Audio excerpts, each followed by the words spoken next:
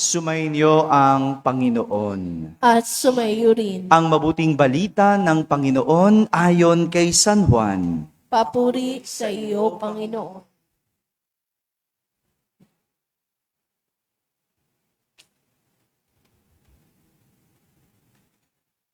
Noong panahong iyon, sinabi ni Jesus sa kanyang mga alagad, "Ako ang tunay na puno ng ubas, at ang aking Ama ang tagapag-alaga. Pinuputol niya ang bawat sangang hindi namumunga, at kanya namang pinuputulan at nililinis ang bawat sangang namumunga upang lalong dumami ang bunga. Nalinis na kayo sa pamamagitan ng salitang sinabi ko sa inyo. Manatili kayo sa akin at mananatili ako sa inyo. Hindi makapamumunga ang sangang hindi nananatiling nakakabit sa puno. Gayon din naman, hindi kayo makapamumunga kung hindi kayo mananatili sa akin. Ako ang puno ng ubas, kayo ang mga sanga. Ang nananatili sa akin at ako sa kanya, ang siyang namumunga ng sagana, sapagkat wala kayong magagawa kung ako'y hiwalay sa akin. Ang hindi nananatili sa akin ay itatapon at matutuyo gaya ng sanga. Ang gayong mga sanga ay titipunin at susunugin. Kung nananatili kayo sa akin at nananatili sa inyo ang salita ko, hingin ninyo ang inyong maibigan at ipagkakaloob sa inyo, na pararangalan ang Ama kung kayo'y namumunga ng sagana, at sa gayoy napatutunayang mga alagad ko kayo. Mga kapatid, ang mabuting balita ng Panginoon. Pinupuri ka namin, Panginoong Hesukristo. Umupo ang lahat at makinig sa umilia. Magandang umaga po sa inyong lahat. Magandang umaga sa mga nasa barangay, sa mga nasa tahanan, na nagsisimba via online at sa lahat na nasa abroad. Sang magandang araw sa inyong lahat. Matapos mag-iwan ni Jesus kahapon ng salitang nakapagpapalakas ng loob o yung words of encouragement, iniwanan niya, hindi ba? Sa mga naririto kahapon, yung mga nakakaalala, di ba? Kahapon, nag-iwan ng salitang nakapagpapalakas ng loob si Jesus sa kanyang mga alagad dahil siya'y nagpapahiwatig ng pag-alis. Ngayon naman, tila nag-iiwan siya ng bilin sa kanyang mga alagad. Nag-iiwan ng bilin. Sabihin nyo nga po, bilin. Hindi ba parte ng pag-alis ang magbilin? Ganun ba kayo? Pag umaalis, nagbibilin kayo? Ito ay para iwanan ng gagawin ang maiiwan. Kaya ka nagbibilin kasi bibigyan mo ng gagawin ang maiiwan. Ibig sabihin, inaalala. Hindi pinababayaan ang maiiwan. Kaya nagbibilin, inaalala, at hindi pinababayaan ang maiiwan. Kaya nga, ang bilin ni Jesus sa kanyang mga alagad, manatili kayo sa akin at mananatili ako sa inyo. Hindi makapamumunga ang sanga na hindi nananatiling nakakabit sa puno.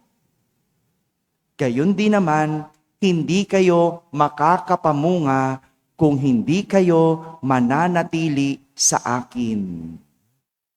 Siguro, alam kasi ni Jesus. Alam niya ang mangyayari kapag siya ang umalis. Alam niya ang mangyayari kapag wala na siya. Alam niya no? Kapag wala na siya, maaring magwala na rin sila. Kapag wala na siya, maaring, di wala na rin. Magkakanya-kanya na sila. Alam niya eh. Di ba ganon? Yung nanay, pag umalis ng bahay, okay, kanya-kanya na tayo. Di ba? Pag umalis na yung nanay, di yung mga anak, di lalabas na yung iba. Yung iba, no, babalik na lang yan pagbalik ng nanay, di ba? Alam ni Jesus eh. Kapag hindi sila nanatili kay Jesus, mawawala sila. Kapag hindi sila nanatiling nakakabit kay Jesus, magwawala sila. At kapag hindi sila nanatili kay Jesus, hindi sila makapamumunga. Di ba ganun? Parang yung anak, binilinan mo, anak ha, manatili ka sa bahay. Gawin mo ito. Maglaba ka. Magsaing ka. Maglinis ka ng bahay. Di ba? Tapos aalis yung nanay. No? Pag umalis yung nanay at hindi na natili ang anak sa bahay, ano mangyari? Meron bang mangyayaring bunga? Wala. Anong gagawin ng anak? Lalabas. No? Maglalaro. Ano pa? Pupunta sa Divisoria. Ano pa? No? Kung ano-ano, tatambay. Kaya pagbalik ng nanay, walang bunga. Hindi nakapaglaba. Hindi naglinis ng bahay. Ni hindi man lang nagsaing. Tama ba yon? Di ba? Pero yung batang nanatili sa loob, pag alis ng nanay, naglaba. Naglinis ng bahay. Ano pa? Nagsaing. No? Ginawa mo yung inutos. Nanatili ka. Di ba? Pagbalik ng nanay mo, may bunga. No, may bunga naman pala yung pag-alis ko. No, buti naman yung anak ko. Di ba? At kapag nakagawian niya ng bata, kapag lagi niyang ginagawa yan, tingnan mo, ang bata, lalaking masipag. Hindi tamad. Lalaking nagtatrabaho. Hindi ayaw magtrabaho. Kaya kapag ganyan ang bata, ano mangyayari? Magbubunga yan. Magbubunga yan. Hindi na lang yan naglalaba. Hindi na lang yan naglilinis ng bahay. Pero magbubunga dahil sanay patak magtrabaho. Kaya kailangan nananatili. At ginamit ni Jesus ang imahe ng puno ng ubas. Ayan na naman si Jesus. Gumagamit ng imahe para maintindihan ng kanyang mga alagad. Gumagamit siya ng imahe ng puno ng ubas para ipakita kung ano ang kahulugan ng pananatili. Ito yung pagkabit o pagkapit ng sanga sa puno para makapamunga. Pag ang sanga hindi nakakabit sa puno, meron bang bunga? Wala. At gaya ng puno ng ubas, hindi lang basta dapat nakakabit. Hindi lang.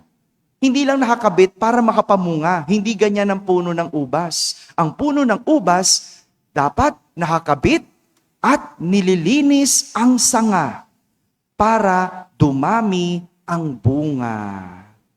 Ayun ang susi. Nililinis. Inaalis yung mga dumi. Inaalis yung mga patay na sanga para makapamunga. Hindi lang basta nakakabit. Parang yung bata, di ba? Yung example ko kanina, parang yung bata, iniwanan mo, okay, nanatili sa bahay. Pero, anong ginawa sa bahay? Nanood ng TV. Anong ginawa sa bahay? Nag-computer. Anong ginawa sa bahay? Nag-Facebook ng nag-Facebook. Nanatili sa bahay, pero may bunga ba? Wala. Kasi, anong ginagawa? Marumi. Facebook ng Facebook ka maghapon, hindi na yan maganda. Nood ka ng TV, okay naman manood, pero hindi na yan maganda. Diba? Natulog ka maghapon, okay naman matulog, pero hindi yan maganda. Kaya dapat inaalis yung mga hindi maganda. Maliwanag? No? Nanatili ka nga, pero meron bang bunga? Wala. Wala ring pinagkaiba yung doon sa hindi nanatili. Kaya, hindi lang basta nananatili, inaalis ang dumi para makapamunga.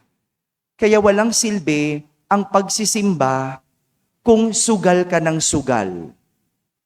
Hello? Walang silbi yon. Alisin ang pagsusugal dahil yan ang nagbibigay ng bulok na bunga. O bakit? Nagkapera ka nga, nalulung ka naman sa bisyo ng sugal. Bunga ba yon? Diba? Pag uwi mo, no, nagsugal ako. 5 piso lang ang pera ko. Pag uwi ko, naging 100. Well, okay. Sabihin mo na munga ang iyong 5 piso. Pero matamis ba yon? Sa huli, magbibigay yan ng mapait na bunga. Bakit?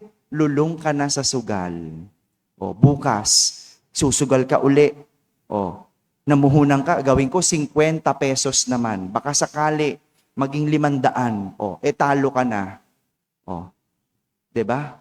O, tapos hindi, babawi ka bukas. Bukas naman, may patay uli doon sa kabila. Doon naman ako magsusugal.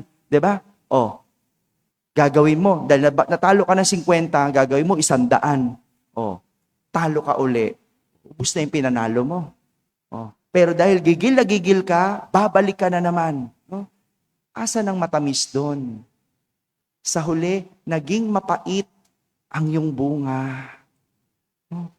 Para sa ng pagdarasal, kung ikaw naman ay magnanakaw, no? Daming ganyan. No? Dami mong makikita sa social media, nagdadasal, maglalagay ng quote, no? Ng mga makadiyos, no? Magpicture pa, nagsimba, pero magnanakaw. No? Walang bunga dyan. Itigil ang pagnanakaw. Dahil yan ang nagpapabulok sa isang tao. No? Sayang yung nakamit mo sa buhay kung galing naman sa nakaw. Ha? Kaya hindi basta nakakabit. Kailangan nililinis. Inaalis ang dumi para makapamunga ng marami.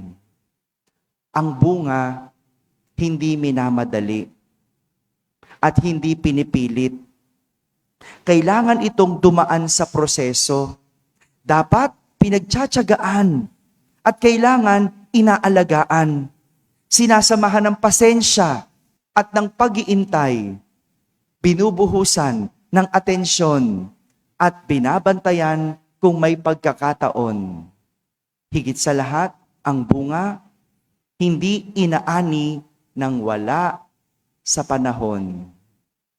Kaya, kung tingin mo, hindi ka pa namumunga, kung tingin mo, wala kang bunga, huwag mong pilitin. Dahil magiging mapait at maasim. Kapit lang. Ha? Kapit lang. Manatili. Dadating din ang araw ng anihan.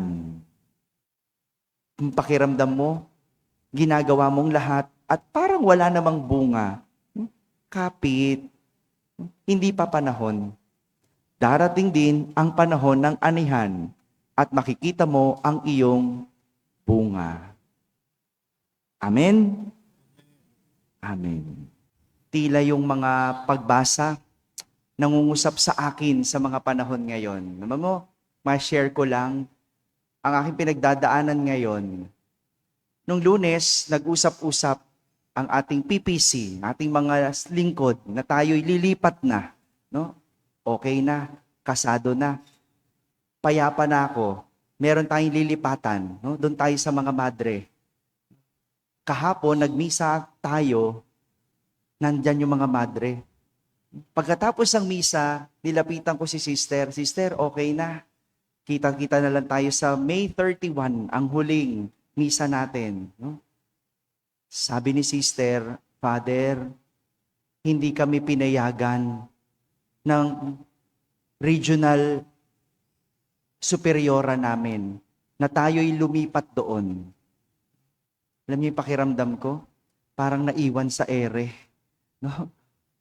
Naisip ko agad yung upa. No? Libre sana tayo. Magkano upa natin? No? Doon tayo sana eh. And habang nagdadrive ako papuntang PW, parang wala akong kapayapaan, no? Kwenta ako ng kwenta ng isip, yung isip ko, no? I was so frustrated and I was so sad. No? Kasi okay na payapa na ako doon tayo But I remember, yung words of encouragement ni Jesus. Ano sabi niya? Kapayapaan ang iniiwan ko sa iyo. Ang kapayapaan ang ibibigay ko sa iyo. Hindi tulad ng kapayapaan na binibigay ng mundo. Oo nga, no? Kaya nagmisa ako sa PWU, iba yung mensahe kahapon nung ebanghelyo. Kasi, oo nga, yung kapayapaan ko nasa mundo. Hindi sa kapayapang kayang ibigay ng Diyos. At ngayon, sinasabi, manatili. Manatili. Siguro nililinis lang ako. No? Inaalis yung pagiging impatient ko. Inaalis yung pagiging mainipin ko. No? Manatili. At darating din ang anihan. At makikita rin ang bunga. No? And so, please join me. No? Sama-sama tayong manalangin at makita natin talaga kung saan tayo pwedeng makalipat para mapagpatuloy natin ang pagtatayo ng ating simbahan. Isang araw, makikita din natin ang bunga ng lahat ng ito sa tamang anihan. Sumainyo ang Panginoon. At sumaiyo rin. Pagpalain kayo ng makapangyarihang Diyos, Ama at Anak at Espiritu Santo. Amen. Tapos sa pong ating pagdiriwang, humaiging taglay ang pag-ibig at kapayapaan ni Kristong muling nabuhay. Aleluya, aleluya. Salamat sa Diyos. Aleluya, aleluya.